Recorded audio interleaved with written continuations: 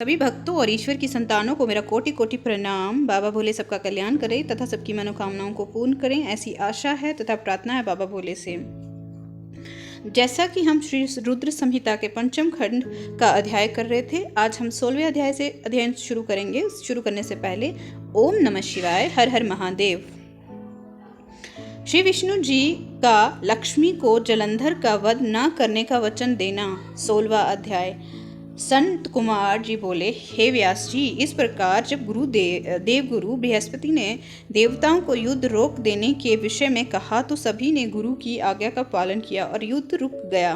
परंतु जलंधर का क्रोध शांत नहीं हुआ। वे इंद्र को ढूंढता ढूंढता स्वर्ग लोक आ पहुंचा। जलंधर को वहां आता देखकर इंद्र व अन्य देवता अपने प्राणों की रक्षा करने हेतु वहां से भागकर भगवान श्री हरि विष्णु की शरण में बैकुंठ लोक जा पहुंचे। वहां पहुंचकर उन्होंने भगवान विष्णु को प्रणाम किया और उनकी भक्ति भाव से स्तुति की। तत्पश्चात उन्होंने भगवान विष्णु से कहा, हे कृपा निधान, हम आपकी शरण में आए हैं, हमारी रक्षा कीजिए।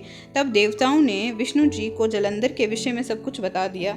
समस्त वृतांत सुनकर श्री हरि विष्णु ने देवताओं से कहा कि वे अपने भय का त्याग कर दें। उन्होंने उनकी प्राण रक्षा करने का आश्वासन दिया और कहा कि मैं जलंधर का वध कर तुम्हें उससे मुक्ति दिलाऊंगा। ये कहकर भगवान विष्णु अपने वाहन गरुड़ पर सवार होकर चलने लगे। ये देखकर देवी लक्ष्मी के नेत्रों में आंसू आ गए और वे बोली, हे स्वामी, जलंधर समुद्र देव का जातक पुत्र होने के कारण मेरा भाई है।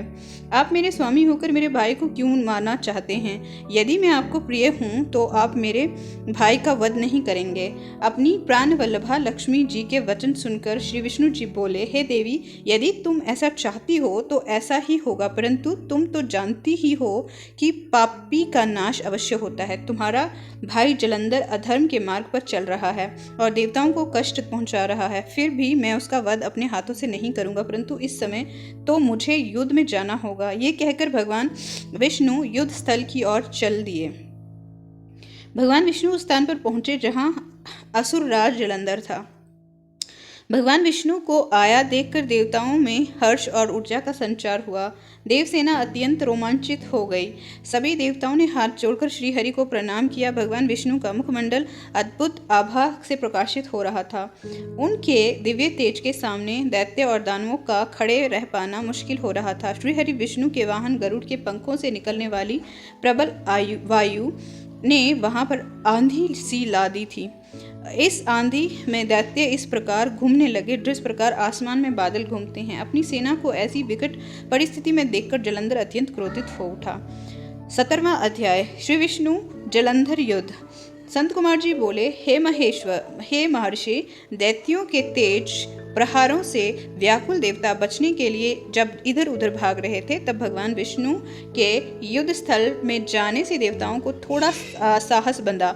उनके वाहन गरुड़ के पंखों के फड़फड़ाने से आए तूफान में दैत्य अपनी सुध बुध खोकर इधर उधर उड़ने लगे, पर जल्दी में उन्होंने अपने को संभाल लिया। जलंधर ने जब अपनी दैत्य सेना को इस प्रकार तितर बितर होते देखा तो क्रोधित होकर उसने भगवान श्री हरि विष्णु पर आक्रमण कर दिया। श्री हरि विष्णु ने अपने आप को इसके प्रहार से बचा लिया। जब भगवान श्री हरि ने देखा कि देव सेना पुनः आतंकित हो रही थी और उनके सेनापति देवराज इंद्र भी भयग्रस्त हैं, तब विष्णु जी ने अपना शार्दूल नामक धनुष उठा लिया और बड़े जोर से धनुष से टंकार की। फिर उन्होंने देखते ही देखते पल भर में हजारों दैत्यों के सिर काट दिए। ये देखकर दैत्यराज जलंधर क्रोधावेश में उन पर झपटा तो श्रीहरि ने उसकी ध्वजा, छत्र और बाण काट दिए तथा उसे अपनी गदा से उठाकर गरुड़ के सिर पर दे मारा। गरुड़ ने टकराकर नीचे गिरते ही जलंधर के होंठ फड़कने लगे। तब दोनों ही अपने अपने वाहनों से भीषण बाणों की वर्षा करने लगे। विष्णु जी ने जलंधर की गदा अपने बाणों से काट दी, फिर उसे बाणों से बांधना शुरू कर दिया, परंतु जलंधर जी भी महावीर और पराक्रमी था। वे भी कहाँ मानने वाला था। उसने भी भीषण बाण वर्षा शुरू कर दी और विष्णु जी के धनुष को तोड़ दिया। तब उन्होंने गदा उठा ली और उससे जलंधर पर प्रहार किया, परंतु उसका महादैत्य जलंधर पर कोई असर नहीं हुआ। तब उसने अग्नि के समान धधकते त्रिशूल को विष्णु जी पर छोड़ दिया। उस त्रिशूल से बचने के लिए विष्णु जी ने भगवान शिव का स्मरण करते हुए नंदक त्रिशूल चलाकर जलंधर के वार को काट दिया। तत्पश्चात विष्णु भगवान और जलंधर दोनों धरती पर कूद पड़े और फिर उनके बीच मल्ल युद्ध होने लगा। जलंधर ने भगवान विष्णु की छाती पर बड़े जोर का मुक्का मारा। तब विष्णु जी ने पलटकर उस पर मुक्के का प्रहार किया। इस प्रकार दोनों में बाहु युद्ध होने लगा। इन दोनों के बीच बहुत देर तक युद्ध चलता रहा। दोनों ही वीर और बलशाली थे। ना भगवान विष्णु कम थे और ना ही जलंधर। सभी देवता और दानव उनके बीच के आश्चर्यचकित कर देख रहे थे। युद्ध समाप्त न होते देख भगवान विष्णु ने कहा, युद्ध को हे दैत्यराज जलंधर, तुम निश्चय ही महावीर हो। तुम्हारा पराक्रम प्रशंसनीय है। तुम इतने भयानक आयुधों से भी भयभीत नहीं हुए तो और निरंतर युद्ध कर रहे हो। मैं तुम पर प्रसन्न हूँ। तुम जो चाहे वरदान मांग सकते हो। मैं निश्चय ही तुम्हारी मनोकामना पूरी करूंगा। भगवान विष्णु के ये वचन सुनकर जलंधर बहुत हर्षित हुआ और बोला, हे विष्णु, आप मेरी बहन लक्ष्मी के पति हैं। यदि आप मुझ पर प्रसन्न हैं तो अपनी पत्नी और कुटुंब के लोगों के साथ पधारकर मेरे घर को पवित्र कीजिए। तब भगवान श्री हरि ने तथास्तु कहकर उसे उसका इच्छित वर प्रदान किया। अपने दिए गए वर के अनुसार श्री हरि विष्णु, देवी लक्ष्मी व अन्य देवताओं को अपने साथ लेकर जलंधर का आतिथ्य ग्रहण करने के लिए उसके घर पहुंचे। जलंधर उन्हें देखकर बहुत प्रसन्न हुआ और उसने सब देवताओं का बहुत आदर सत्कार किया और उनकी वहीं पर स्थापना कर दी। विष्णु परिवार के स्थापित हो जाने के बाद जलंधर निर्भय होकर श्री विष्णु के अनुग्रह से त्रिभुवन पर शासन करने लगा। उसके राज्य में सभी सुखी थे और धर्म कर्म का पालन करते थे। 18वां अध्याय नारद जी का कपट जाल। संत कुमार जी बोले, हे मुनीश्वर, जब जलंधर इस प्रकार धर्म पूर्वक राज्य कर रहा था तो देवता बड़े दुखी थे। उन्होंने अपने मन में देवादिदेव भगवान शिव का स्मरण करना शुरू कर दिया और उनकी स्तुति करने लगे। एक दिन नारद जी भगवान शिव की प्रेरणा से इंद्रलोक पहुंचे। नारद जी को वहां आया देखकर सभी देवताओं सहित देवराज ने उन्हें प्रणाम किया और उनकी स्तुति करने लगे। तब नारद जी को उन्होंने सभी बातों से अवगत कराया और उनसे प्रार्थना की कि वे उनके दुखों को दूर करने में मदद करें। ये प्रार्थना सुनकर नारद जी बोले कि देवराज, मैं सब कुछ जान गया हूँ। मैं अवश्य ही तुम्हारे कार्य को पूर्ण करने का प्रयास करूंगा। अभी तो मैं दैत्यराज जलंधर से मिलना चाहता हूँ, इसीलिए उसके राजमहल में जा रहा हूँ। ये कहकर नारद जी जलंधर के राज्य की ओर चल दिए। वहां पहुंचकर नारद जी ने जलंधर की राजसभा में प्रवेश किया। उन्हें देखकर दैत्यों के स्वामी जलंधर ने उन्हें सिंहासन पर बैठाया, उनके चरणों को धोया और पूछा, हे ब्राह्मण, आप कहाँ से आ रहे हैं? मैं धन्य हुआ जो आपने मेरे घर को पवित्र किया है। मुझे आज्ञा दीजिए कि मैं आपकी क्या सेवा करूं। दैत्यराज जलंधर के ऐसे वचन सुनकर नारद जी बोले, हे दैत्यराज जलंधर, मैं आप धन्य हैं। निश्चय ही आप पर सभी की कृपा है। इस लोक में आप सब सुखों को भोग रहे हैं। जलंधर, अभी कुछ समय पूर्व मैं ऐसे ही घूमते हुए कैलाश पर्वत पर गया था। वहां कैलाश पर मैंने सैकड़ों कामधेनुओं को हजारों योजन पर फैले कल्पतरु के वन में घूमते हुए देखा। वे कल्पतरु वन दिव्य, अद्भुत और सोने के समान है। वहीं पर मैंने भगवान शिव और उनकी प्राण वल्लभा देवी पार्वती को भी देखा।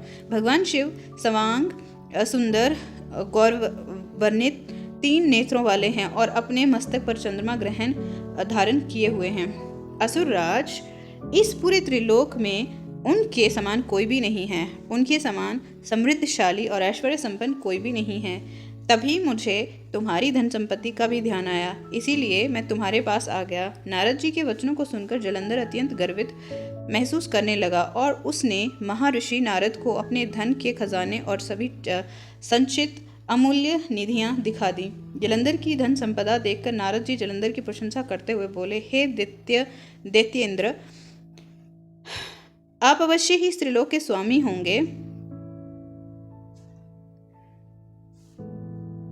होने के लिए योग्य हैं। आपके पास ऐरावत हाथी है, ऊंचे श्रवा घोड़ा भी आपके पास हैं। कल्प वृक्ष, धन के देवता, कुबेर के खजाने, रत्नों हीरों मणियों के अंबार आपके पास हैं। ब्रह्मा जी का दिव्य विमान भी आपने ले लिया है। स्वर्ग, पृथ्वी और पाताल के सभी ऐश्वर्यपूर्ण वस्तुएं और अनमोल खजानों का आपके पास अंबार है। आपका धन वैभव देखकर सभी आपसे ईर्ष्या कर सकते हैं, परंतु दैत्यराज आपके पास भी स्त्री रत्न की कमी है। बिना दिव्य स्त्री के पुरुष अधूरा है।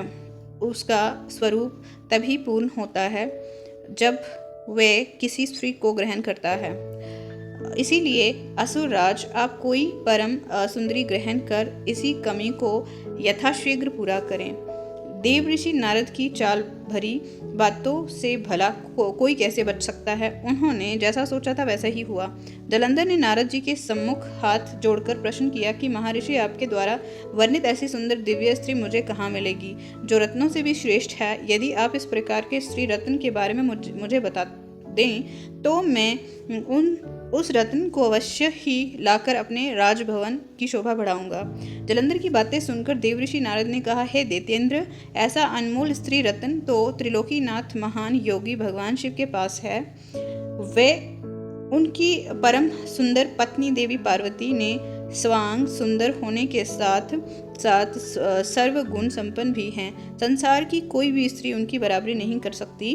उनका मनोहरी रूप पल भर में सबको मोहित कर सकता है। वास्तव में उनके समान कोई नहीं है। ये कहकर देवऋषि नारद ने जलंधर से आज्ञा ली और आकाश मार्ग में वापस लौट गए।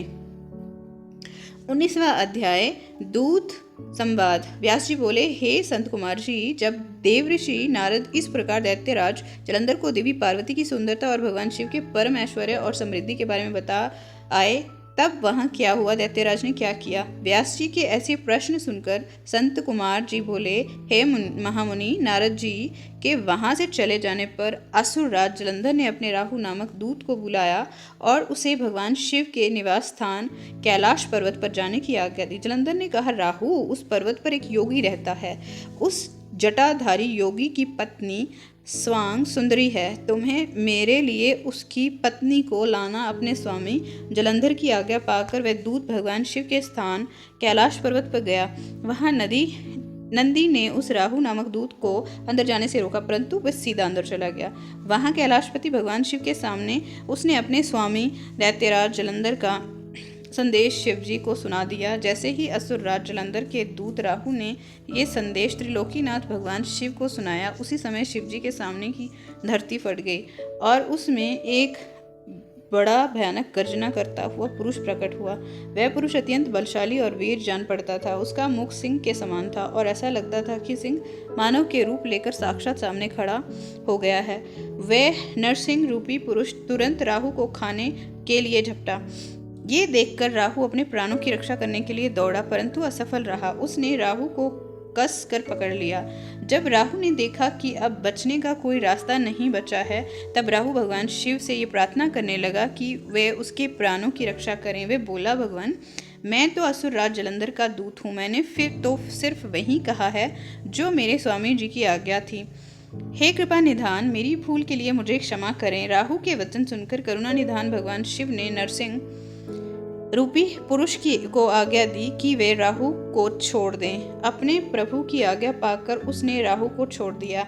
जब उसने राहु को छोड़ दिया तब वह शिवजी से बोला कि भगवान, आपकी आज्ञा मानकर मैंने इस दुष्ट को छोड़ दिया है, परंतु हे प्रभु, ये बहुत भूखा है। अब मैं क्या करूं? क्या खाकर अपनी भूख शांत करूं? तब भगवान शिव ने उससे कहा कि अपने हाथ पैरों के मांस को खाकर अपनी भूख शांत करो। शिवजी की आज्ञा को शिरोधार्य कर उसने अपने हाथों और पैरों का मांस खा लिया।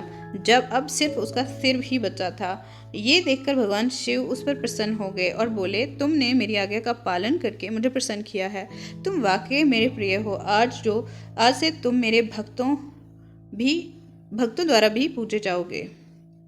जो भी मनुष्य मेरी पूजा करेगा वह तुम्हारी भी आराधना अवश्य करेगा। जो तुम्हारी पूजा नहीं करेगा उस भक्त पर मेरी कृपा दृष्टि नहीं होगी।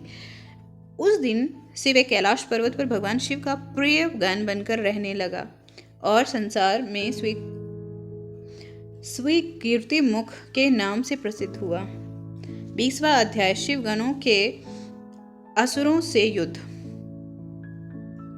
व्यास जी बोले, हे संत कुमार जी, असुर राज जलंधर को के राहु नामक दूत का क्या हुआ? जब भगवान शिव ने राहु को अभय दान दे दिया, फिर राहु कैलाश पर्वत से कहाँ गया और उसने क्या किया? इस विषय में मुझे बताएं। महर्षि व्यास के इन वचनों को सुनकर संत कुमार जी बोले, हे महर्षि, जब राहु नामक दूत को शिव जी ने उस पुरुष के हाथों से मुक्त करा दिया, तब राहु वहां से तुरंत भागकर अपने स्वामी दैत्यराज जलंधर के पास गया और वहां उसने अपने स्वामी को सभी बातें बता दी। तो जो वहां हुई थी, उन सारी बातों को जानकर असुरराज जलंधर का क्रोध 7वें आसमान पर चढ़ गया। जलंधर ने अपने सेनापति और अन्य अधिकारियों को बुलाकर अपनी दैत्य सेना को युद्ध के लिए तैयार होने की आज्ञा प्रदान की। अपने स्वामी जी की आज्ञा पाकर काल नेमी, शुंभ निशिंभ आदि महावीर पराक्रमी दैत्य युद्ध के लिए तैयारी करने लगे। जलंधर की विशाल चतुरांगिनी दैत्य सेना भगवान शिव से युद्ध करने के लिए निकल पड़ी। उस सेना के साथ ही दैत्य गुरु शुक्राचार्य और राहु भी थे। इधर सब देवताओं को ज्ञात हुआ कि जलंधर अपनी सेना को साथ लेकर भगवान शिव से युद्ध करने के लिए निकल पड़ा है, तो देवराज इंद्र शिव जी को अवगत कराने के लिए कैलाश पर्वत पर गए और वहां उन्होंने त्रिलोकीनाथ भगवान शिव की सारी बातें बता दी। इंद्र ने भगवान विष्णु के विषय में भी उन्हें बताया कि भगवान विष्णु भी अपनी पत्नी देवी लक्ष्मी के साथ असुर राज जलंधर के वश में हैं और उसके घर में निवास करते हैं। इसी कारण हम सब देवता विवश हैं। हमें ना चाहते हुए भी जलंधर के अधीन होना पड़ा है। भगवान, आप भक्तवत्सल हैं, आप अपने भक्तों की रक्षा कर हमें जलंधर से मुक्ति दिलाएं, उसे मारकर हमारे प्राणों की रक्षा करें। सारी बातें ज्ञात हो जाने पर भगवान शिव ने सर्वप्रथम भगवान श्री हरि विष्णु का स्मरण किया। प्रभु के स्मरण करते ही विष्णु जी वहां तुरंत प्रकट हो गए। उन्हें देखकर शिव जी ने उनसे पूछा, हे विष्णु, तुम्हें मैंने दैत्येंद्र जलंधर का वध करने के लिए भेजा था, फिर तुमने उसका वध क्यों नहीं किया? आप उसके घर में क्यों निवास कर रहे हैं? अपने आराध्य भगवान शिव के ये वचन सुनकर भगवान श्री हरि विष्णु ने अपने दोनों हाथ जोड़ लिए और विनम्रता पूर्वक बोले, हे करुणा निधान भगवान शिव, मैं जानता हूँ कि आपने मुझे दैत्यराज जलंधर का संहार करने की आज्ञा दी थी, परंतु मैं उसे नहीं मार सका। इसीलिए आपसे क्षमा याचना करता हूँ, मेरी गलती क्षमा करें। प्रभु, मैंने जलंधर का वध इसलिए नहीं किया क्योंकि जलंधर मेरी प्राणवल्लभा देवी लक्ष्मी का भ्राता है और उसमें आपका अंश भी विद्यमान है। इसीलिए उस दैत्य की वीरता से प्रसन्न होकर मैं उसके घर में निवास करता हूँ। भगवान विष्णु के वचनों को सुनकर त्रिलोकीनाथ भगवान शिव हंसने लगे। फिर बोले, देवताओं, तुम सभी सोच और चिंताओं को त्याग दो। तुम्हारी रक्षा के लिए मैं अवश्य ही जलंधर का संहार करूंगा। ये कहकर सुनकर सभी देवता निश्चिंत हो गए। इसी समय जलंधर अपनी विशाल सेना साथ लेकर कैलाश पर्वत के निकट पहुंच गया। उसने कैलाश पर्वत को चारों ओर से घेर लिया। उस समय बड़ा कोलाहल होने लगा। ये शोर सुनकर भगवान शिव को क्रोध आ गया। तब उन्होंने अपने गणों को आज्ञा दी कि वह जाकर राक्षसों से युद्ध करें। अपने आराध्य भगवान शिव की आज्ञा पाकर उनके गण युद्ध करने चले गए। शिव गणों और जलंधर की दैत्य सेना में बड़ा भीषण युद्ध होने लगा। शिवगण बड़ी वीरता से दैत्यों से भिड़ गए। उन्होंने कई दैत्यों को पल भर में ही मौत के घाट उतार दिया और सैकड़ों को घायल कर दिया, परंतु दैत्य गुरु शुक्राचार्य अपनी मृत संजीवनी विद्या से सभी मृत दानवों को पुनः जीवन दान दे रहे थे और वे उठकर पुनः युद्ध करने लगते थे। जब दैत्य सेना किसी भी प्रकार से कम होने का नाम नहीं ले रही थी, तब शिवगण व्याकुल होने लगे। तब शिवगणों ने भगवान शिव के पास जाकर उन्हें उनकी सूचना दी। जब शिवजी को यह बात ज्ञात हुई कि ये सब शुक्राचार्य कर रहे हैं, तो वह क्रोधित हो उठे। उस समय भगवान शिव के मुख से एक भयंकर ज्वाला कृत्या के रूप में प्रकट हुई। उसका रूप अत्यंत रौद्र और भयानक था। वे वहां से सीधे युद्ध भूमि में गईं और दैत्यों को पकड़ पकड़ कर खाने लगी। इसी प्रकार भ्रमण करते हुए कृत्या शुक्राचार्य के निकट पहुंची और उन्हें वहां से गायब कर दिया।